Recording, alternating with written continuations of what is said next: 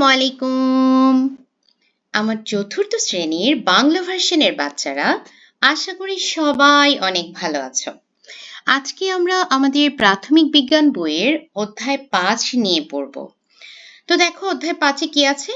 শক্তি, তার মানে এনার্জি নিয়ে আজকে আমরা জানব। আচ্ছা, কি বলেছে? তৃতীয় শ্রেণীতে আমরা বিভিন্ন শক্তি সম্পর্কে জেনেছি। আলোক শক্তি আমাদেরকে দেখতে সাহায্য করে, শব্দ শক্তি আমাদেরকে শুনতে সাহায্য করে, বিদ্যুৎ শক্তি আমাদের বিভিন্ন বৈদ্যুতিক যন্ত্রপাতি চালাতে সাহায্য করে, তাপ শক্তি রান্নার কাজে ব্যবহৃত হয়। এগুলো কিন্তু আমরা ক্লাস 3-তেই পড়েছি, তাই না? এখন আমরা কি জানবো? শক্তির বিভিন্ন রূপ। এই যে আমরা কি পড়লাম এখানে, যে দেখো শব্দ শক্তি, বিদ্যুৎ শক্তি, তারপরে হলো আলোক শক্তি, তারপরে তাপ শক্তি। এখন আমরা এই রূপগুলো নিয়ে পড়ব। আমাদের চারপাশে কি কি ধরনের শক্তি রয়েছে? আচ্ছা, এই যে দেখো আমি তোমাদেরকে পড়াচ্ছি, তোমরা আমার পড়াটা শুনতে পাচ্ছ। এটা কোন শক্তির মাধ্যমে হচ্ছে? শব্দ শক্তির মাধ্যমে হচ্ছে। আচ্ছা, তো দেখো কি সুন্দর একটা ছবি। অনেক দিন আমরা বৃষ্টি দেখি না, তাই না? এটা তো আসলে কালবৈশাখী ঝড়ের ছবি মনে হচ্ছে। একদম আকাশে গুরুম গুরুম এরকম করে আওয়াজ হচ্ছে, বিদ্যুৎ চমকাচ্ছে। তো বাচ্চাগুলো কি বলছে দেখো, বজ্রপাত হলে আমরা আলো দেখতে পাই। আরেকটা বাচ্চা বলছে বজ্রপাত হলে আমরা শব্দও শুনতে পাই। তার মানে বজ্রপাত হলে আসলে কি কি শক্তি উৎপন্ন হয়? আলোক শক্তি এবং শব্দ শক্তি। আচ্ছা, উপরের চিত্রটি ভালো করে লক্ষ্য করি। ছবির বিভিন্ন ঘটনাগুলোতে শক্তির কি কি রূপ আছে তা নিচের ছকে লিখি। আচ্ছা, তো এখানে আমরা বজ্রপাতে আলোক শক্তি দেখতে পাই। বৃষ্টিপাতে কি হচ্ছে? তাপ শক্তি, যেমন পৃথিবীটা তখন ঠান্ডা হচ্ছে, পৃথিবীতে তাপটা যেমন ছিল তার চেয়ে একটা তারতম্য বা পরিবর্তন হচ্ছে। আবার যখন শিলাবৃষ্টি পড়ছে এবং জোরে বজ্রপাত হচ্ছে, তখন আমরা কি পাই? আমরা শব্দ শক্তি শুনতে পাই। ঘুম ঘুম করে আমরা শব্দ শক্তি শুনতে পাই। তো এখানে কি বলেছে? বিদ্যুৎ চমকানোর ঘটনার সাথে আলোর ঝলকানি দেখা যায়, কাজেই আলোক শক্তি এর সাথে জড়িত। বৃষ্টিপাত হলে চারপাশের পরিবেশ শীতল হয়ে যায়, ফলে এতে তাপ শক্তির প্রভাব রয়েছে। বজ্রপাত হলে ঘরের চালে বৃষ্টি বা শিলা পড়লে শব্দ শক্তি তৈরি হয়। বাতাসের গতিশক্তি থাকায় গাছপালা নড়ে ও নুইয়ে পড়ে। আকাশে বিদ্যুৎ চমকানোর সাথে আরেকটি শক্তি জড়িত এবং তা হলো বিদ্যুৎ শক্তি। আচ্ছা, এখানে কি দেখতে পাচ্ছি আমরা?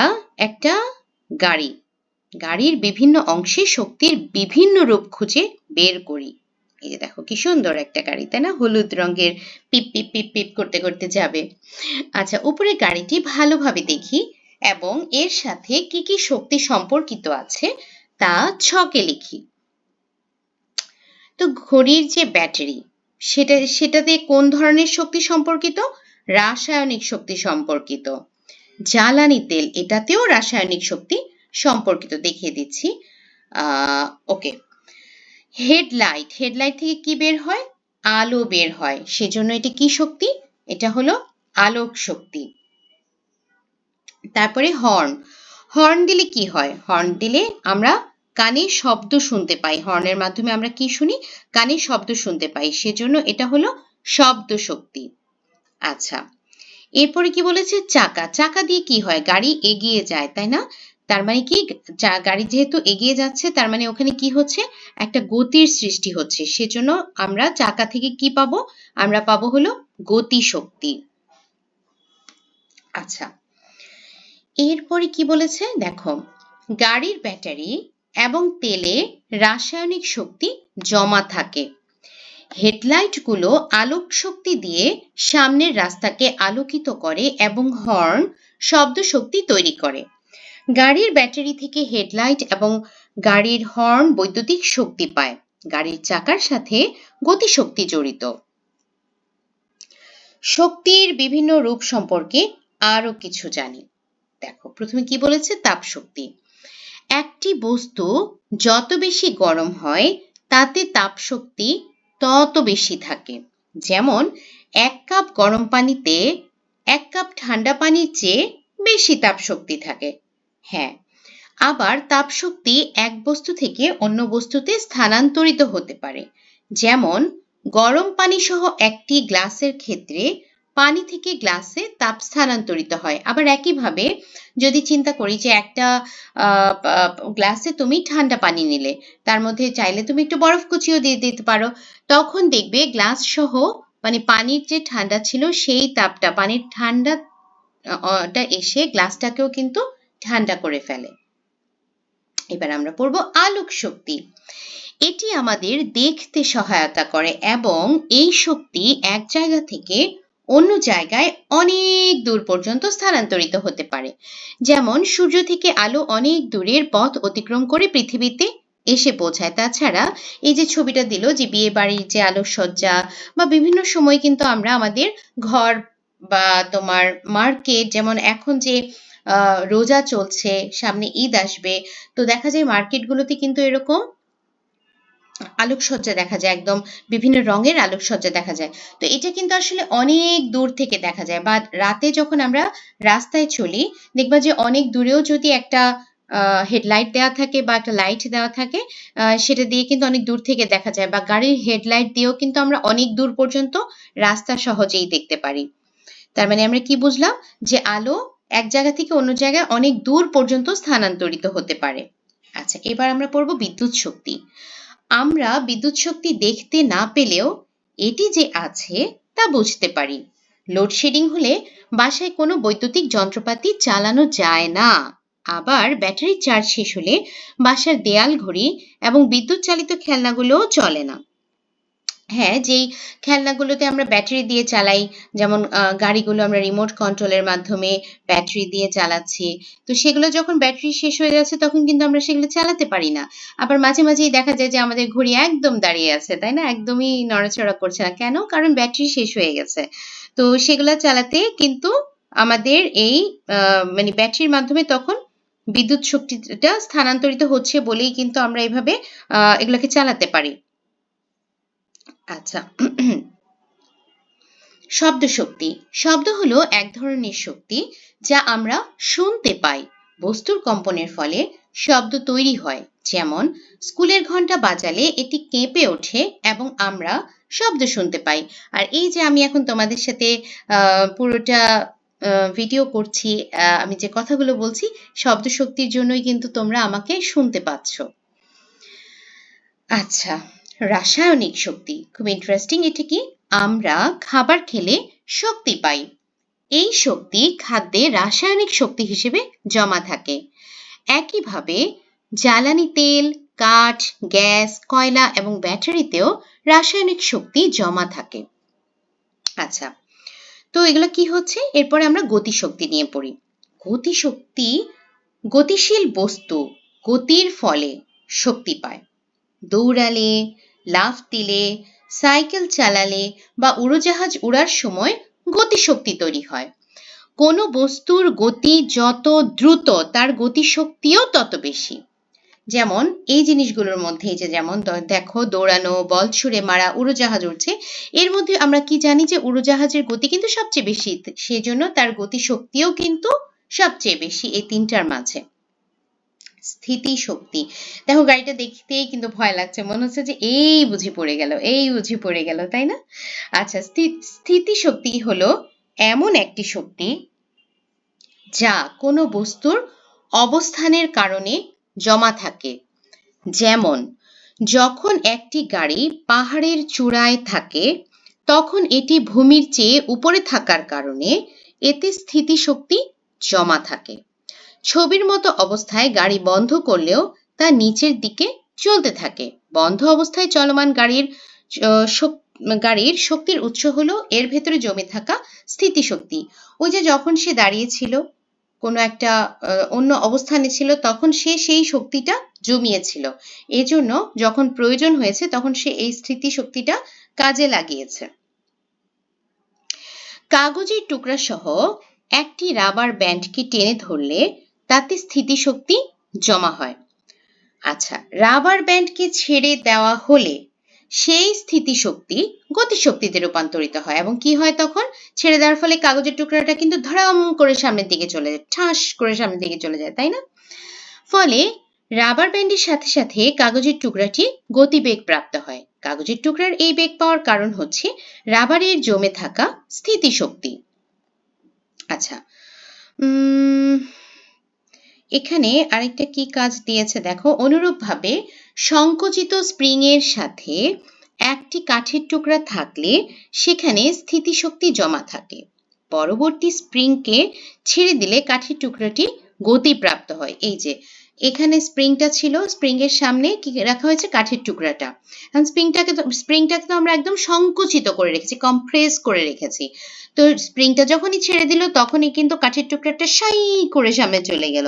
তো এটা কি হলো, তখন যে স্থিতিশক্তিটা জমা ছিল সেটা গতিশক্তিতে পরিণত হয়ে সামনের দিকে সাই করে চলে গেল, তাই না? আচ্ছা, এখন কি করতে হবে, পূর্বের পাঠে শক্তির 7টি রূপ সম্পর্কে সংক্ষেপে আলোচনা করা হয়েছে। একটি করে শক্তির রূপের তথ্য মনোযোগ সহকারে পড়ি ও দলে আলোচনা করি। দলের একজন সদস্য শ্রেণীতে তথ্যটি উপস্থাপন করি। প্রত্যেক দলের উপস্থাপনের শেষে শক্তির 7টি রূপের বৈশিষ্ট্য দলে আলোচনা করে নিচের ছকে লিখি। আচ্ছা, তাহলে আমরা কি করব, আমরা প্রথমে তাপ শক্তি। কোনো বস্তু যত বেশি গরম হয় তাতে তাপ শক্তি তত বেশি থাকে। তাপ এক বস্তু থেকে অন্য বস্তুতে স্থানান্তরিত হতে পারে, এটা তাপ শক্তির বৈশিষ্ট্য। আলোক শক্তি আমাদের দেখতে সাহায্য করে এবং এক স্থান থেকে অনেক দূরে যেতে পারে, যেমন সূর্যের আলো পৃথিবীতে আসে। বিদ্যুৎ শক্তি বৈদ্যুতিক যন্ত্র চালাতে সাহায্য করে। বাল্ব জ্বালানো ও বেল বাজানো যায় বিদ্যুৎ শক্তির মাধ্যমে। শব্দ শক্তি বস্তুর কম্পনের ফলে সৃষ্টি হয় এবং আমরা তা শুনতে পাই, যেমন ঘন্টা বাজালে শব্দ হয়। রাসায়নিক শক্তি খাবার, জ্বালানি তেল, গ্যাস, কয়লা ও ব্যাটারিতে জমা থাকে এবং তা থেকে শক্তি পাওয়া যায়। গতিশক্তি চলমান বস্তুর শক্তিকে গতিশক্তি বলে। দৌড়ানো, লাফ দেওয়া, গাড়ি চলা বা উড়োজাহাজ ওড়ার সময় এটি থাকে। স্থিতিশক্তি বস্তুর অবস্থান বা আকৃতির কারণে জমা শক্তিকে স্থিতিশক্তি বলে, যেমন পাহাড়ের চূড়ায় থাকা গাড়ি বা টানা রাবার ব্যান্ডে স্থিতিশক্তি থাকে। আচ্ছা, বাচ্চাটা কি বলছে, স্থিতিশক্তি সম্পর্কে তুমি কি জানো? উঁচু স্থানে কোনো বস্তু থাকলে তাতে স্থিতিশক্তি জমা থাকে। আচ্ছা, শক্তির উৎস দৈনন্দিন জীবনে আমরা বিভিন্ন পরিবর্তন দেখতে পাই যার পিছনে কোনো না কোনো শক্তির উৎস কাজ করে। যেমন গাড়ি চলতে রাসায়নিক শক্তি প্রয়োজন হয়, এই রাসায়নিক শক্তি তেল বা গ্যাস থেকে পাওয়া যায়। মোবাইল চার্জের ক্ষেত্রে কোন শক্তি উৎস হিসেবে কাজ করে আমরা কি তা জানি? এসো আমরা একটি মজার কাজ করি। কি করতে হবে, শক্তির উৎস খুঁজে বের করব। এই যে দেখো কতগুলো ছবি দেওয়া আছে, ঘূর্ণি উঠছে, পাথর গড়িয়ে পড়ছে, গ্যাসের চুলায় রান্না হচ্ছে, মোবাইল চার্জ হচ্ছে, টর্চ থেকে আলো বের হচ্ছে। এখন এখানে শক্তির কোন রূপ উৎস হিসেবে কাজ করেছে, তার মানে শুরুতেই কোন শক্তির রূপে সে ছিল সেটা আমাদেরকে বলতে হবে। তাহলে ঘূর্ণিঘোড়া এটা কি, বাতাসের গতিশক্তি। পাহাড়ের উপর থেকে পাথর গড়িয়ে পড়া সেটা স্থিতিশক্তি। গ্যাসের চুলায় রান্না করা রাসায়নিক শক্তি। কেন? কারণ হলো এখানে যে তোমার জ্বালানি যেটা সেটা হতে পারে তেল, হতে পারে গ্যাস, গ্যাস, সিলিন্ডার গ্যাস বা হতে পারে সাপ্লাইয়ের গ্যাস, এটা রাসায়নিক শক্তি হিসেবে পরে কনভার্ট হয়ে তোমার আমরা রান্না করতে পেরেছি তাপ শক্তিতে আসাতে। তারপরে মোবাইল চার্জ করা, এখানে বিদ্যুৎ শক্তিটা ছিল বলে আমরা কারেন্টের মাধ্যমে এই মোবাইলটা কিন্তু চার্জ করতে পেরেছি। টর্চ থেকে আলো ছড়ানো রাসায়নিক শক্তি। কেন? কারণ আমরা টর্চ লাইটে কি ব্যবহার করি, ব্যাটারি, এবং ব্যাটারিতে কি থাকে, ওটা রাসায়নিক শক্তি। সারসংক্ষেপ, বাতাসের গতি শক্তিকে কাজে লাগিয়ে ঘূর্ণি ঘোরে। পাহাড়ের উপর থেকে গড়িয়ে পড়া পাথরের শক্তির উৎস হলো এতে জমে থাকা স্থিতিশক্তি। গ্যাসের চুলার গ্যাসের শক্তির উৎস হলো রাসায়নিক শক্তি। মোবাইল চার্জিং এর বেলায় বিদ্যুৎ শক্তি উৎস হিসেবে কাজ করে। টর্চ থেকে আলো পাওয়ার জন্য ব্যাটারির দরকার হয়। তাই টর্চ থেকে আলো ছড়ানোর ক্ষেত্রে রাসায়নিক শক্তি উৎস হিসেবে কাজ করে। বিদ্যুৎ শক্তির উৎস চিহ্নিত করি। বিভিন্ন উপায়ে বিদ্যুৎ উৎপাদন করা যায়। কিভাবে? সৌরকোষের সাহায্যে, জেনারেটরের সাহায্যে, খরস্রোতা পানির প্রবাহে বাঁধের সাহায্যে, বায়ুকলের সাহায্যে। আচ্ছা, এই যে দেখো বিদ্যুৎ উৎপাদনের যে 4টা উপায় সেগুলোর ছবি দেওয়া হয়েছে। এই যে একটা জেনারেটরের ছবি আছে এখানে, এটা আমাদের হলো যে সোলার প্যানেল বা সৌর কোষ বা সৌর প্যানেলের মাধ্যমে, এটা বাঁধ সৃষ্টির মাধ্যমে, এবং এটা হলো যে টারবাইন ইউজ করি আমরা, বায়ু কল বলা হয় অ্যাকচুয়ালি, এবং এই যে এগুলো হলো অ্যাকচুয়ালি টারবাইন। হ্যাঁ, এই টারবাইনটা ইউজ করে যে বায়ু কলের মাধ্যমে আমরা বিদ্যুৎ উৎপাদন করতে পারি। আচ্ছা, এখন আমাদেরকে এখানে শক্তির উৎসটা বলতে হবে। বাঁধ দিয়ে কিভাবে আমরা করছি? পানির গতিস্রোত, গতিশক্তি, ওটা সাহায্যে করছি। তারপরে হলো যে বায়ুকলের সাহায্যে কিভাবে? বাতাসের গতিশক্তি। জেনারেটরের সাহায্যে রাসায়নিক শক্তি। সৌরকোষের সাহায্যে সূর্যের আলোক শক্তি।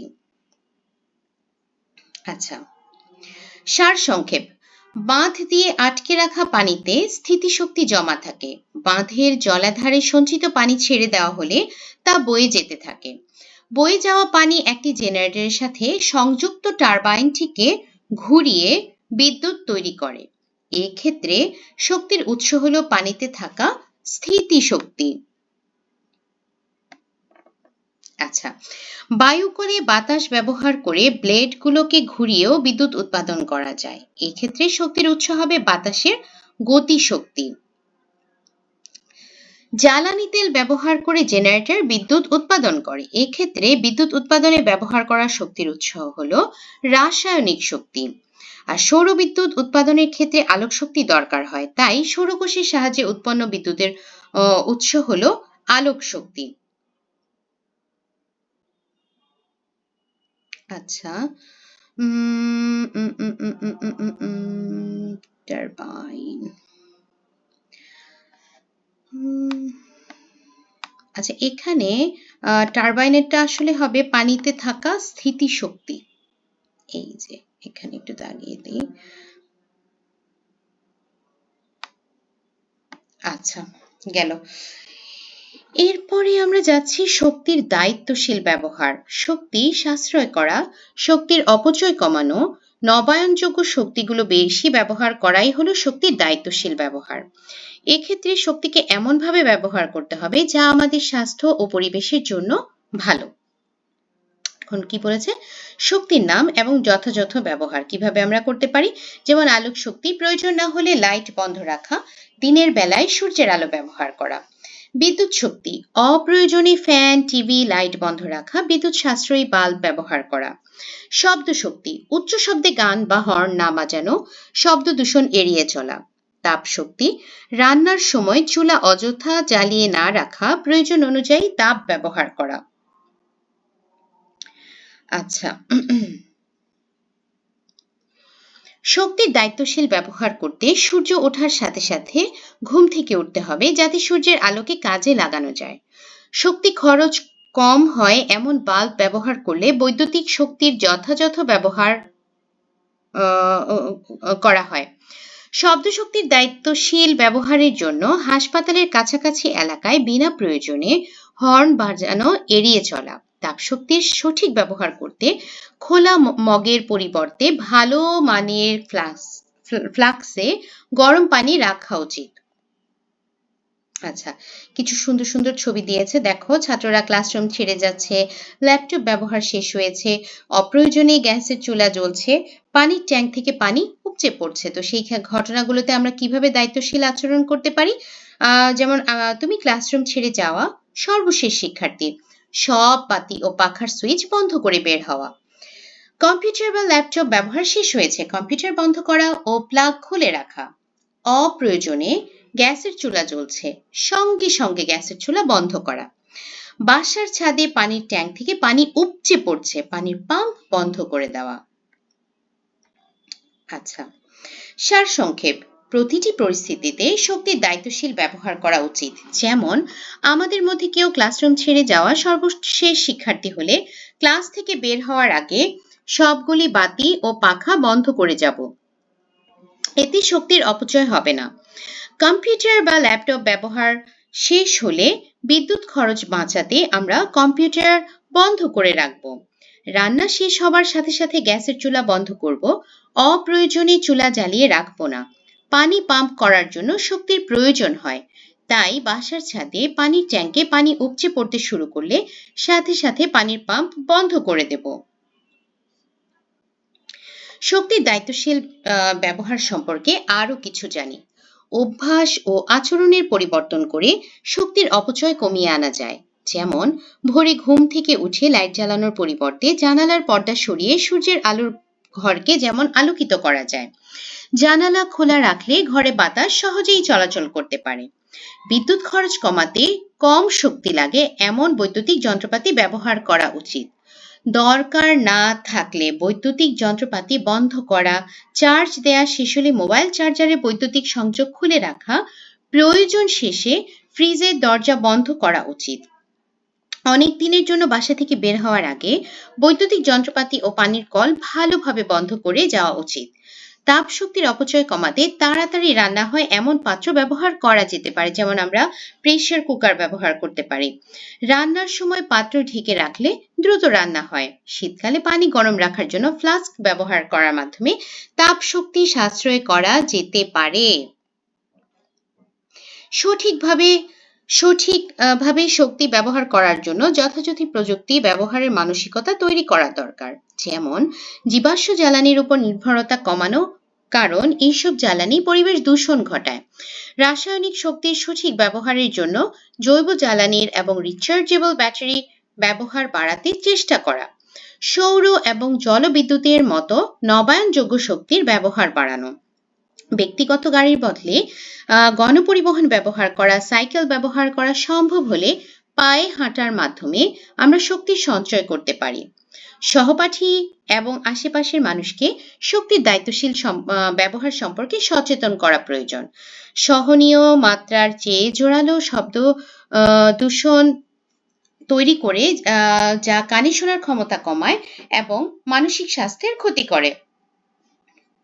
গাড়ি চালানোর সময় বিশেষ করে হাসপাতাল, স্কুল এবং আবাসিক এলাকায় অপ্রয়োজনে হর্ন বাজানো উচিত নয়। উচ্চস্বরে গান বাজানো উচিত নয়। চলো এবার আমরা অনুশীলনী সমাধান করব। অনুশীলনীতে কি দিয়েছে? ওকে, স্কুলের ঘন্টা বাজলে কোন শক্তি উৎপন্ন হয়? অবশ্যই এটা কি? শব্দ শক্তি, আমরা এটা কানে শুনতে পাই। নিচের কোনটি বিদ্যুৎ উৎপাদনের উৎস নয়? চাঁদের আলো। রাসায়নিক শক্তি কোথায় পাওয়া যায়? ব্যাটারি। নিচের কোনটি শক্তির দায়িত্বশীল ব্যবহার নয়? জানালার পর্দা সরিয়ে আলো এটা এইভাবে লাইনটা চলে আসছে দেখে বুঝতে পারিনি, এটা তো অবশ্যই না, ওটা তো ভালো ব্যবহার। অপ্রয়োজনে গ্যাসের চুলা জ্বালিয়ে রাখা, এটার অ্যান্সার হলো খ। আচ্ছা, শূন্যস্থান পূরণ। শব্দ শক্তি আমাদের শুনতে সাহায্য করে। উঁচু স্থান থেকে লাফ দিলে গতিশক্তি তৈরি হয়। গরম পানির ফ্লাস্ক ব্যবহারে তাপ শক্তির অপচয় কমে। আচ্ছা, এটা এখানে দেখিয়ে দেই। কি বলেছে? এক বস্তু থেকে অন্য বস্তুতে সহজে স্থানান্তর হওয়া শক্তি, এটা কি? এটা হলো তাপ শক্তি। যেমন আমরা উদাহরণ একটু আগেই পড়েছি যে একটা গ্লাসে আমরা যখন গরম পানি নিচ্ছি, পানির তাপমাত্রাটা তখন সহজেই গ্লাসে স্থানান্তরিত হয়ে গ্লাসটাও কিন্তু গরম হয়ে যায়। ফ্রিজের দরজা বেশিক্ষণ খোলা না রাখা ভালো অভ্যাস। তেলে জমে থাকা শক্তি, এটা হলো রাসায়নিক শক্তি। বাঁধ দিয়ে আটকে রাখা পানিতে জমা শক্তি, এটা হলো স্থিতি শক্তি। আচ্ছা, এবার আছে আমাদের দুটো সংক্ষিপ্ত এবং দুটো বর্ণনামূলক প্রশ্ন। চলো পড়ি। রাসায়নিক শক্তি কি? রাসায়নিক শক্তি হলো এমন শক্তি যা বিভিন্ন পদার্থের ভেতরে জমা থাকে। খাদ্য, তেল, গ্যাস, কয়লা বা ব্যাটারির মধ্যে রাসায়নিক শক্তি থাকে। যখন আমরা খাদ্য খাই তখন খাদ্যের রাসায়নিক শক্তি আমাদের দৌড়ানো, হাঁটা, খেলাধুলা বা কাজ করার শক্তি দেয়। একইভাবে জ্বালানি তেল বা ব্যাটারি ব্যবহার করলে সেই রাসায়নিক শক্তি তাপ বা বৈদ্যুতিক শক্তিতে রূপান্তরিত হয়ে কাজে আসে। বিদ্যুৎ শক্তি বিভিন্ন উৎসগুলোর নাম কি কি? বিদ্যুৎ শক্তি উৎপাদনের জন্য বিভিন্ন উৎস ব্যবহার করা হয়। প্রধান উৎসগুলো হলো সৌরকোষ, সূর্যের আলো থেকে বিদ্যুৎ উৎপাদন হয়, এটি নবায়নযোগ্য শক্তি এবং পরিবেশ বান্ধব। জেনারেটর, জ্বালানি তেল বা গ্যাস ব্যবহার করে জেনারেটর চালিয়ে বিদ্যুৎ তৈরি করা হয়।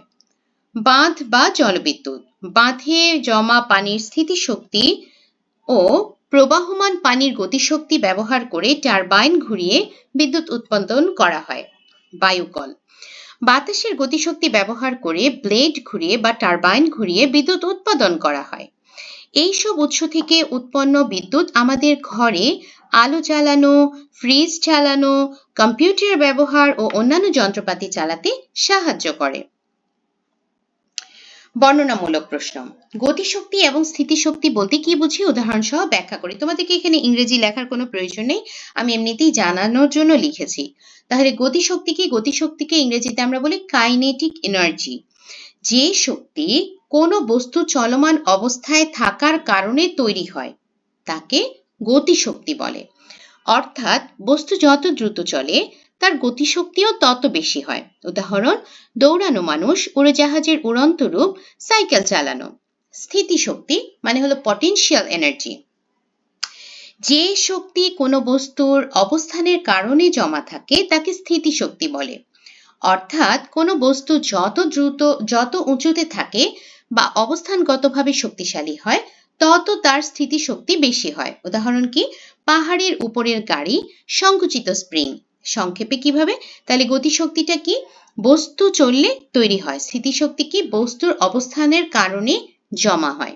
আচ্ছা, দৈনন্দিন জীবনে শক্তির দায়িত্বশীল ব্যবহার করতে কি কি করা উচিত? দৈনন্দিন জীবনে শক্তির দায়িত্বশীল ব্যবহার নিশ্চিত করতে প্রয়োজন সচেতনতা ও অপচয় রোধ। নিচে দৈনন্দিন জীবনে শক্তির দায়িত্বশীল ব্যবহারের উপায়গুলো দেওয়া হলো। 1. আলোক শক্তি ব্যবহার। দিনের বেলা কৃত্রিম আলো বন্ধ রেখে জানালা খুলে দিয়ে সূর্যের আলো বা প্রাকৃতিক আলো ব্যবহার করা।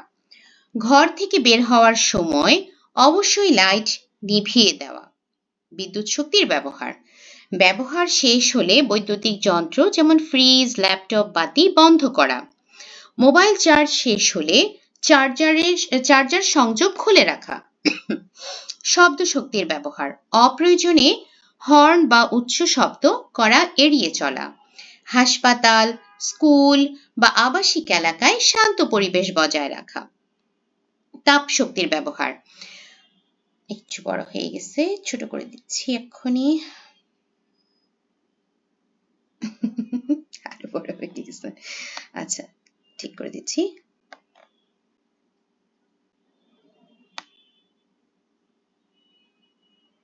ওকে, তাহলে কি? তাপ শক্তির ব্যবহার, রান্নার সময় পাত্র ঢেকে রাখা যাতে দ্রুত রান্না হয়।